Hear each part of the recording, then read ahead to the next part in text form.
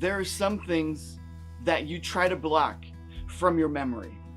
Things that are so painful that they shake you to your core and make you question everything. I had this happen to me 20 years ago. I was a youth pastor at a small local church in Michigan. It was actually my first job/church out of college. This particular Sunday, we had a parent visit with us during our Sunday school hour. But it wasn't just any parent, no. It was a long-standing member and somebody who was a deacon at our church. To say I was nervous would be an understatement. We worked through the lesson that I had worked hard to prepare for that week, and I think it went as well as it could have gone. We finished Sunday school and then sat through our church service. As church got over, I stayed after to talk to some of the parents and kids. Once we were finished talking and ready to head out, I looked up and noticed that this parent was walking up to me from the back of the church. I don't know what I expected to hear, but what he said destroyed me. And this is what he said. He said, "Todd, I feel like God is telling me that you should quit. Your message was awful, and I just don't think that God is going to use you as a youth pastor." And then he turned around and walked away. I stood there, alone, crushed. I wish that I could tell you that I called him later that week to tell him that when we took over the youth group, there was only 5 kids. And within a year, we had built it up to over 65 kids. I wish I could tell you that I called him later that week to tell him all about all of the relationships that we had built with all of the kids, some of whom we ended up having contact with over 10 years. I didn't. The words he spoke to me shook me to my core. I wish I could say that that was the only time that someone had spoken words of hate and hurt to me, but it's not. And I'm sure there are a few of you who can relate. Or maybe you can relate to this story. I struggled with self-confidence about my weight growing up. Now, when you hear about a story of a kid growing up struggling with weight issues, you might think of a kid who might be massively overweight.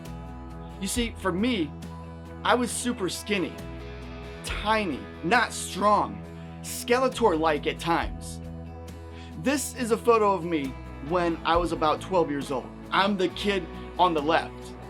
My nickname on my high school baseball team was Keebler. You know, like Keebler the elf. Growing up a super skinny kid was just as hard as growing up as an overweight kid. I wish I could say that being made fun of didn't affect me, but it did. And I'm sure that there are a few of you who can relate. Maybe you've been exactly where I am, either as a kid or as an adult. And whether you have or you haven't, I want you to see what's next because it has the power to change your life. So check it out. 1 John chapter 4 verse 16 says this, "And so we know and rely on the love God has for us. God is love. Whoever lives in love lives in God, and God in them." What I just read is the foundational truth that we need to keep in mind as we read through the next few verses. Because 1 John 4:18 through 20 says this, "There is no fear in love, but perfect love drives out fear, because fear has to do with punishment. The one who fears is not made perfect in love. We love because he first loved us. Whoever claims to love God, yet hates his brother or sister, is a liar." Love and fear, they simply cannot live together. The two cannot coexist, ever. Maybe you've been where I've been.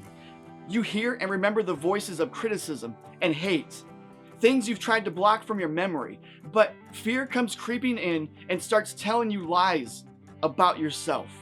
Lies like, you're not good enough, you're not strong enough, you're not beautiful, you're not loved, you're not worthy. If you've been there or you're there right now, hear this. This fear is not from God. It's from the devil himself. 1 Peter 5:8 says, "Be alert and of sober mind. Your enemy, the devil, prowls around like a roaring lion, looking for someone to devour. Revelation 12:10 says, "For the accuser of our brothers and sisters," talking about the devil, the accuser, "who accuses them before our God day and night, has been hurled down." The devil would love nothing more than to devour you, than to sit there and accuse you of all the lies in your head that you're thinking about. He hates God, and therefore he hates mercy and grace and love and truth. Every fear that you feel and hear in your head is a lie from the father of lies. John 8:44 says, "He was a murderer from the beginning," talking about the devil again, "not holding to the truth. For there is no truth in him. When he lies, he speaks his native language. For he is a liar and the father of lies." Guys, ladies, don't believe the lies. God says that you are beautiful. God says that you are worthy and that you are loved. And God says you are enough. You are made in the image of God Himself. I wish I could say that I don't go back to the dark places of the words that were spoken to me 20 years ago, or even to the words that were typed to me 3 months ago in a message. But every so often, I'm tempted to dwell on the fear of maybe that I'm not enough. Maybe I shouldn't be following the call of God on my life. If only people knew how messed up I am, then they would really know for sure that I'm not good enough.